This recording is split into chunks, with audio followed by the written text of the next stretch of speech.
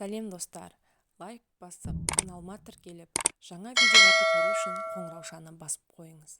Тіс ауырмау үшін естеуіміз керек.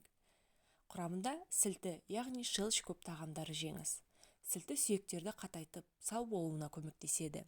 Яғни сілтіге бай тағамдарды көбірек жесеңіз, кариестің пайда болуын алдын аласыз. Мұндай тағамдардың қатарына көкөністер мен жемістер кіреді.